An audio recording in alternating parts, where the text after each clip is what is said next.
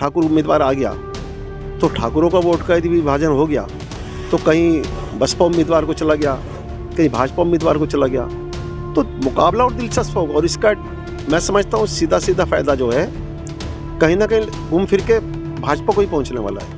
पश्चिमी उत्तर प्रदेश की कैराना लोकसभा को लेकर सहारनपुर के पत्रकारों की क्या कुछ राय है, क्या वो समझते हैं कि कैराना लोकसभा इस बार क्या होने जा रहा है? क्योंकि अभी तक सिर्फ भारतीय जनता पार्टी और गठबंधन ने ही अपने वहाँ पर प्रत्याशी घोषित किए हैं। हालांकि बहुजन समाज पार्टी भी उस सीट से ठाकुर प्रत्याशी उतारने जा रही है। ऐसे में मुकाबला जो है वो कहीं ना कहीं त्रिकोणीय हो गया है। उसी पर बात करेंगे। सबसे पहले राजेश जैन जी है, उनसे डिस्कस कर लेते हैं। जैन साहब, आपको क्या लगता है कि अब तो वहाँ पर फाइट तो पहले इकरा की और भाजपा के साथ थी, लेकिन अब बहुजन समाज पार्टी कहीं ना कहीं ठाकुर प्रत्याशी उतार कर वहाँ पर मामले को त्रिकोणीय बना रही है? नहीं, बिल्कुल ठीक है। अभी तक की जो लड़ाई थी आमने सामने की थी। गठबंधन के उम्मीदवार इकरा जी हैं और भाजपा से पूर्व सांसद, लोकप्रिय सांसद हैं प्रदीप राणा जी। ये माना जाता दोनों में आमने सामने एक टक्कर होगी। लेकिन बसपा ने जिस तरह से ठाकुर उम्मीदवार उतारने की बात सामने आ रही है, उससे मुकाबला तिकोना तो होगा, लेकिन बड़ा कहना चाहिए एक जो अब तक क्यास लगा जा रहे थे उस क्यास पे कहीं ना कहीं एक फेरबदल होने की उम्मीद हो सकती है। कारण बड़ा साफ है, ठाकुर उम्मीदवार सामने होंगे। अब तक एक बात सामने आ रही थी कि शायद ठाकुर लोग थोड़े नाराज़ हैं गुज्जर लॉबी की वजह से या कैंडिडेट होने की वजह से।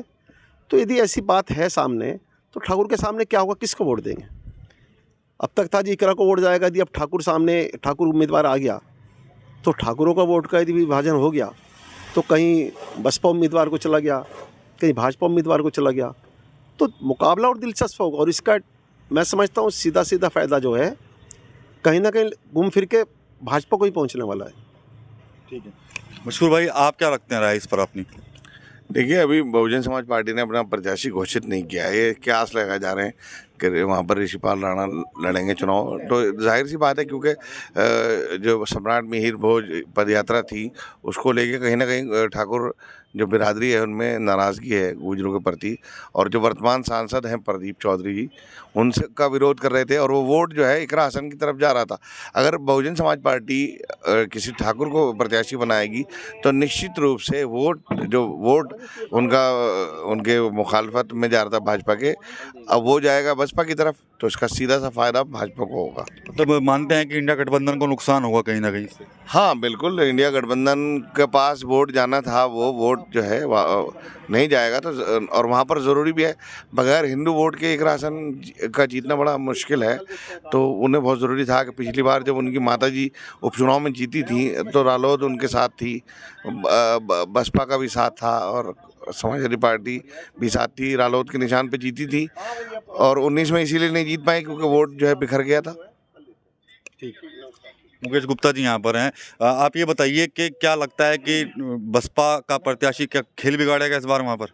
देखिए, आरएलडी से गठबंधन के बाद भाजपा जो है मजबूत स्थिति में आ गई थी, लेकिन जो ऐन वक्त पे बीएसपी ने जो ठाकुर समाज से कैंडिडेट खड़ा किया है, तो जाहिर सी बात है जो ठाकुर बिरादरी का मत है कहीं ना कहीं जो है भाजपा का वोट बैंक माना जाता था। अगर वो उसकी तरफ डाइवर्ट हो गया तो कहीं ना कहीं भाजपा का नुकसान जरूर होगा। लेकिन जो अभी तक के जो समीकरण बने वहाँ पर सीधा मुकाबला तो गठबंधन और भाजपा के बीच में था, लेकिन अब जैसे कि माना जा रहा है कि बसपा वहाँ से ऋषिपाल राणा को अपना प्रत्याशी उतार सकती है, तो क्या लगता है कि माहौल किसके पक्ष में जाएगा? भाजपा को फायदा मिलेगा या इकरा को नुकसान होगा, ये बताइए। देखिए, बसपा ने जो प्रत्याशी उतारा, बसपा तो कभी वहाँ दौड़ में रही नहीं। दौड़ में हमेशा जो है या तो इकरा का परिवार रहा है या भारतीय जनता पार्टी रही है। तो इस बार जो समीकरण अगर हम देखें तो ये कहना बड़ा मुश्किल है कि पलड़ा किस ओर भारी होगा। हाँ, ये जरूर माना जा रहा है कि इसके खड़े होने से भाजपा का नुकसान जरूर हो रहा है। ठीक है, जैन साहब ये बताइए कि जो ये सीट है कैराना, इसको जाट, मुस्लिम और दलित बहुल्य सीट माना जाता है, काफ़ी संख्या में वहाँ पर हैं, लेकिन जो ठाकुर प्रत्याशी वहाँ पर उतारने जा रहे, तो क्या इसके पीछे क्या कुछ गेम हो सकता है बहुजन समाज पार्टी का? देखिए, यदि साहब खुले रूप में बात सुनो, बसपा कोई गेम क्या करती क्या नहीं किसी को नहीं पता है। उनकी सुप्रीमो मायावती जी को क्या गेम खेलना है, क्या नहीं खेलना है, क्या उनके मन की सोच है, इसको कोई नहीं समझ पाता। जो स्थिति सामने आ रही है बसपा की, वो किसी छुपी नहीं है। तो उन्होंने ठाकुर उम्मीदवार मैदान में उतारा है, क्या सोच रही है, किसको नुकसान पहुँचाना चाह रही है, वो कम से कम सोचा नहीं जा सकता। पर इतना मेरा अपना व्यक्तिगत मत है कि ठाकुर वोट की जहाँ तक बात आ रही है, ठाकुर उम्मीदवार सामने आ रहे हैं बसपा के, जो प्रदीप जी वहाँ से जो सांसद हैं वो इस क्षेत्र के लोकप्रिय सांसद हैं। उनकी गिनती पूरे प्रदेश के उन सांसदों में होती है जो जिन पे कोई उंगली टच नहीं कर सकता, जो बेदाग हैं। उनकी बेदाग छवि निश्चित रूप से इस चुनाव में बहुत काम आएगी। और ठाकुर का यदि मतों का विभाजन होता है, ठाकुरों का, सरकार भी ठाकुरों की है, उनको मैं समझता हूँ, मेरी कई ठाकुरों से इस बारे में बात हुई, पर उनका कहना हम तो जो वोट दे रहे हैं हम तो फूल के निशान को दे रहे हैं, हम तो ये वोट योगी जी मोदी जी को दे रहे हैं। इसका कितना असर पड़ेगा वहाँ से जाके बसपा उम्मीदवार ठाकुर के रूप में कितना खींच पाएंगे, ये तो कहना बड़ा मुश्किल है।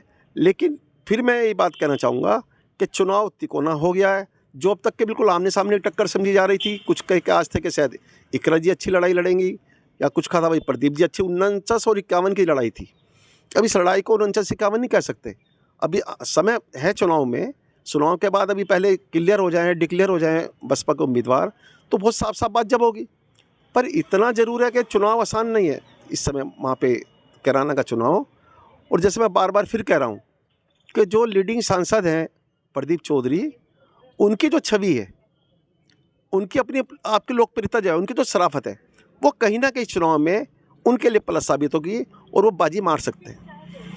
तो निश्चित रूप से जो मुकाबला है काफ़ी दिलचस्प हो गया है कैराना लोकसभा, क्योंकि यहाँ पर बहुजन समाज पार्टी से खबरें यही आ रही हैं कि आज या कल में बहुजन समाज पार्टी यहाँ से ऋषिपाल राणा यानी ठाकुर बिरादरी से किसी प्रत्याशी को उतार सकती है। और अगर यदि बहुजन समाज पार्टी ऐसा करती है तो निश्चित रूप से कैराना लोकसभा का जो मुकाबला है वो त्रिकोणीय हो जाएगा। TV9 यूपी के लिए कैराना से विकास कपिल।